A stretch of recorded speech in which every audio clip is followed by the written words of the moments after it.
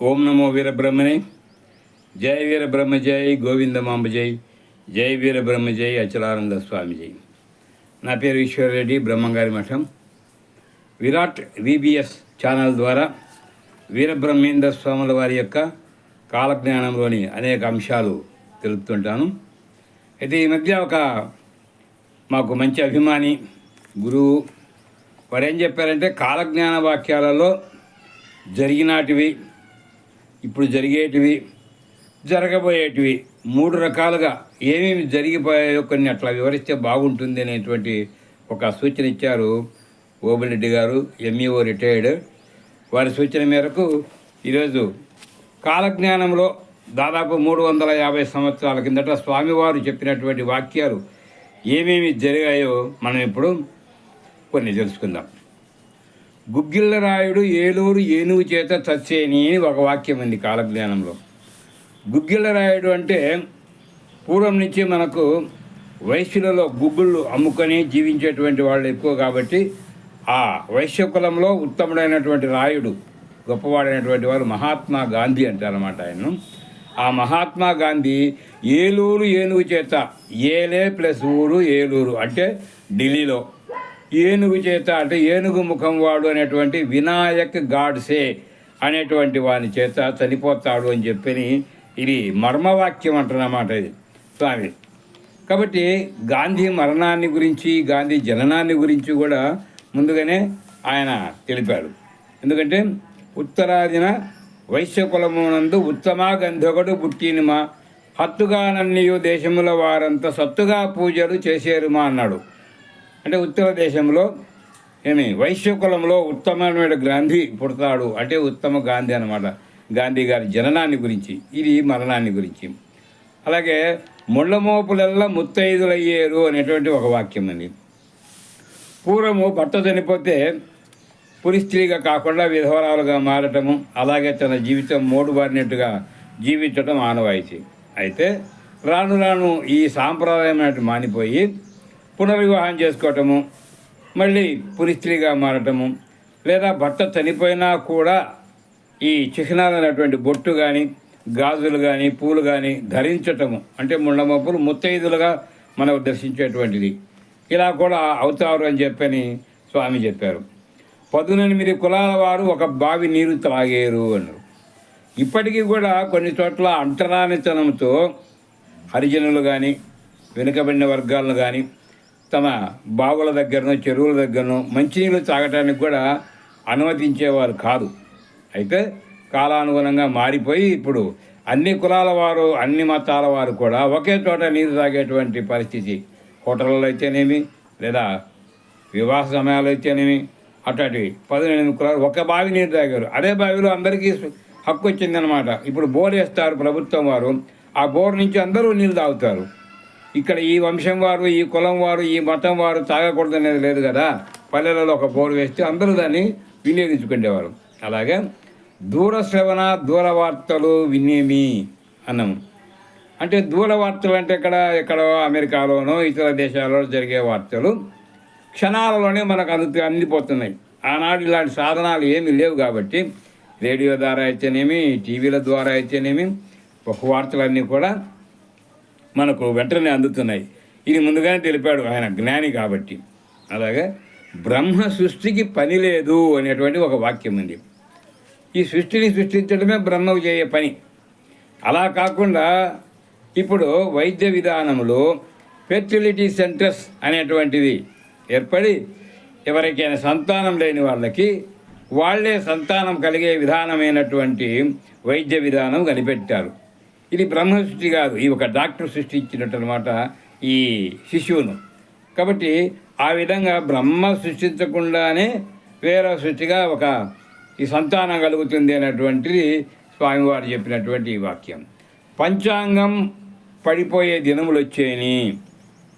పంచాంగ శ్రవణం అనేటువంటిది ఉగాది రోజు మన తెలుగువారు అక్కడక్కడ పాటిస్తున్నారు. కానీ వాటికంటే కూడా ముఖ్యంగా ఈ సెల్ ఫోన్ వచ్చిన తర్వాత ఈ పంచాంగం ఏదైతే ఉందో, తిథి, వారము, నక్షత్రము, కరణము, యోగము అనేటువంటి అన్నీ కూడా సెల్లోనే చూసుకుంటున్నారు. ఇంకా ప్రత్యేకించి దీన్ని కొనేటువంటి అవసరం కూడా లేకుండానే సరిపోతుంది. అంటే వాటి యొక్క విలువ కూడా మనకు లేకుండా పోతుంది. అందరూ సామాన్యంతో ముందు కనీసం పంచాంగం అంటే ప్రతి ఇంట్లో కూడా అంతో ఎంతో చదువుకున్న వారి ఇంట్లో ఉండేది. ఇప్పుడు ఆ పంచాంగాలు కొనటమో పెట్టుకోవడమో కూడా లేదన్నమాట ప్రస్తుతం. కాబట్టి లొట్టపిట్టలు, గార్ధవ శూకరాలు, నక్కలు నాశనమయ్యేని అన్నారు. లొట్టిపిట్టలు అంటే దాదాపు ఒంటెలు చెప్పాలా, గార్ధవాలు అంటే గాడిదలు, శూకరాలు పందులు, నక్కలు. అసలు ఈ ప్రాంతంలో అయితే మేము చూస్తుంటాము చాలా ఏళ్ల కిందట మన గ్రామ ప్రాంతాలలో అక్కడ కూడా నక్కలు ఎప్పుడు వచ్చి గమిళ్ళలో కూ కూ అని కూసేటివి. నక్క అరుపుతా ఉందని చెప్పి నడిచేవారు అనమాట. ఈ మధ్యకాలంలో అసలు నక్క జాతి చాలా నశించిపోయినట్టుంది. నక్కలు అరుపులే వినిపించటమే లేదనమాట. కాబట్టి ఈ నక్క జాతి అంతా నిర్వంశమైపోయి నాశనం అయిపోయింది అనమాట. అలాగే రారా పోరా అనేటువంటి మాటలు రావయ్యా పోవయ్యా అని అంటే ఈ చివరి జాతి వాళ్ళను అంతకుముందు పెద్దలు ఏమిచ్చాడు, ఒరే సిబ్బిగా ఇటురా, ఒరే మల్లుగా ఇటురా, ఒరే ఈరిగా ఇటురా, ఒరే అనేటువంటి రా అనేటువంటి పిలుపుతో పిలిచేవాళ్ళు. ఏమే ఒరే అక్కడికి పోయిరా పోరా, ఇక్కడికి పోయిరా పోరా, రారా పోరా అనేటువంటి వాక్యం ఉండేది. ఇప్పుడు ఏమయ్యో రామయ్య ఇటు రావయ్యా, ఓ గోవిందయ్య అట్లా పోయిరా పోవయ్యా, రావయ్యా పోవయ్యా అంటే గౌరవమైనటువంటి పిలుపు ఈ అట్టడుగు వర్గాల వారు కూడా లభిస్తుంది అనేటువంటి వాక్యం స్వామివారు అప్పుడే చెప్పారు. కాబట్టి ఇప్పుడు కాలానుగుణంగా వారు అట్లాంటి పిలుపు వస్తుంది అన్నమాట. తర్వాత గుడి తీసి మసీదులు కట్టారు అన్నాడు స్వామి. ఇప్పుడు ఎక్కువగా ఈ మన హిందూ సాంప్రదాయంలో చాలా చోట్ల మనకు మసీదులు తవ్వితే వాటి కింద దేవాలయాలు ఉన్నాయని చెప్పని ఇప్పుడు రామ మందిరం కూడా అలాగే మసీదును పగలగొట్టి ఇప్పుడు రామ మందిరం ఇక్కడ ఉన్నదని చెప్పని తెలియజేశారు. కాశీలో అయితేనేమి ఇక ఇతరతో చాలా చోట్ల కూడా ముస్లింల పరిపాలనలో మన హిందూ దేవాలయాల మీద ఆ మసీదులు కట్టినటువంటివి చాలా కనిపిస్తాయి మనకు. అంటే బ్రహ్మంగారు ముందుగానే చెప్పాడు, ఓహో మసీదులు కడతారు నాయన ఈ హిందువుల దేవాలయాల మీద అని చెప్పని. అలాగే ముందర గురువుల మీద శిష్యులను, రాజుల మీద బంటులను తిరగబడుదురు. చూడండి ఎంత చక్కగా గురువుకు మనము నమస్కరిస్తాం, పెద్దవారు కాబట్టి మన జ్ఞానాన్ని ఇచ్చినారు కాబట్టి.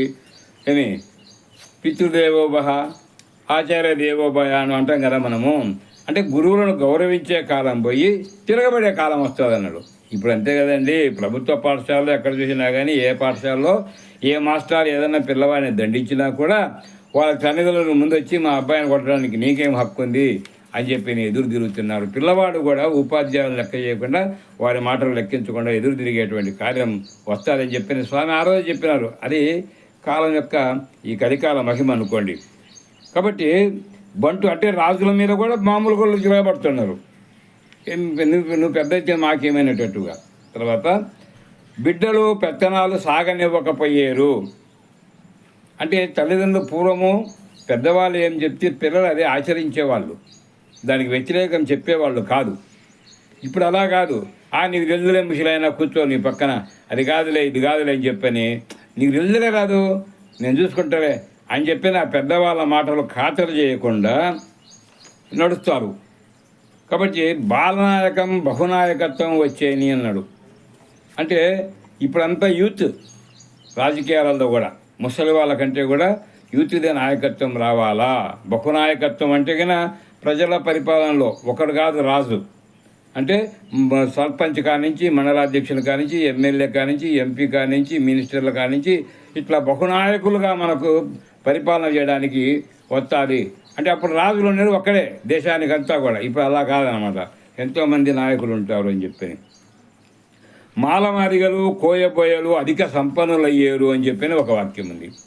ఇప్పుడు చూడండి, అంబేద్కర్ సిస్టమ్ ప్రకారం రిజర్వేషన్ వచ్చిన తర్వాత ఈ వెనుకబడినటువంటి కులాలైనటువంటి వారిలో కూడా ఉద్యోగాలు సంప్రాప్తించి మనతో సమానంగా వారు కూడా ఆర్థిక స్థితిగతులు మెరుగుపడ్డాయి, విద్యలు పెంచుకున్నారు. కాబట్టి అధిక సంపన్నులయ్యారు. అంతెందుకండి, మన రాష్ట్రపతి ఎవరండి? ద్రౌపది ముర్ము. ఒక కోయవాణితో అనుకోండి, అడవులలో ఎస్టీ జాతికి సంబంధించినారు. అంటే అటువంటి వాళ్ళు కూడా ఉత్తమమైనటువంటి స్థానాలు పొందుతారు, ఆర్థికంగా ఎదుగుతారు. ఏమి అధిక సంపన్నులు అయిపోతారు. మన మాదిరేం బీదరికం పూర్వం ఉన్నటువంటి బీదరికము ఈ వీళ్ళకు కూడా ఉండదు అని చెప్పని స్వామివారు ముందుగానే చెప్పారు. అందరికీ సమానత్వం వచ్చేసింది. అలాగే 360 రోగాలు ప్రబలిని వైద్యం పారకపోయేని అన్నాడు. ఇప్పుడు పూర్వం ఎప్పుడు కూడా సరిగ్గా ఇటువంటి ఇంత తెలియని రోగాలు ఏమిటో ఇప్పుడు వస్తున్నాయి. క్యాన్సరు, గుండె జబ్బులే కాకుండా ఈ మూత్రపిండాలు చెడిపోవటము, ఇంకా లేకపోతే ఇంకోటి ఏదో బ్లడ్ క్యాన్సర్ అంట, షుగర్ క్లాన్స్, రకరకాలైనటువంటి ఈ మధ్య కోవిడ్ అని వచ్చింది. అది ఎప్పుడు మనం విని ఎరగము కూడా. ఇట్లాంటివి పేరు తెలియని రోగాలు 360 రోగాలు కూడా పరవలిపోతాయంట ప్రపంచమంతా కూడా. అయితే వీటికి రోగాలకు మందులు ఎట్లా అంటే ముందు రోగం వచ్చింది, తర్వాత నిదానంగా ఎప్పుడో అనుకుంటారు. మామూలు మందులు పారకపోయేటువంటి ఏ మందులు వేసినా వాటికి పని చేయమంట, రోగ తీవ్రత జరగదు. అలాగా ముందుగానే స్వామివారు చెప్పారు ఇటువంటి ముందు రాబోయే కాలంలో మానవులందరూ కూడా రోగాలతో ఇబ్బంది పడతారని. 15 సంవత్సరాల వయసు గల వాళ్ళు జారత్వం చేసేను. పూర్వము పెళ్లి వయసే 30-35 సంవత్సరాలకు అయ్యేవాళ్ళు పెద్దలు. యువతులు అయితే కన్నా 18-20 సంవత్సరాలు.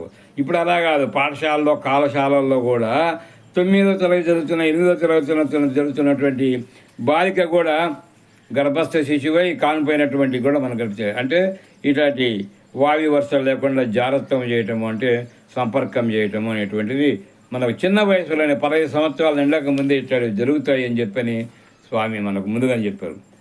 అన్య మతస్థులు చేశారు, కుంటలు బావులు జలాలు ఇంపకపోయాని. అన్ని మతాల వాళ్ళు ఒకరికొకరు ఈ కార్యక్రమాలు అంటే కుంటలు బావులు జలాలు లేకపోయాని. కుంట అంటే ఒక ఊరికి ఒక చిన్న చెరువు అన్నమాట. అది ఆ కుంటలో నీళ్ళు ఉండేటివి. బావి తవ్వేవాళ్ళు పూర్వము పుణ్యం కోసము. ఇప్పుడు బావులు అనేటువంటి వాటిల్లో నీళ్ళు లేవు. అన్ని బోర్లు లేదా కెనాల నుంచి వచ్చేటువంటి వాటర్ తప్ప ఈ కుంటలలో కానీ బావులలో కానీ జలము లేక ఇంకిపోయాను. పూర్వం జలాధారం అంతా కూడా బావులే, తాగడానికి కావచ్చు, పంటలకు కావచ్చు. ఇప్పుడు బావులు అనేటివన్నీ ఎండిపోయినాయి కాబట్టి ఆ బావి స్థలాన్ని కూడా పూర్తి చేసి స్థలాలుగా లేదా భూమిగానో మార్చుకుంటున్నారు అన్నమాట.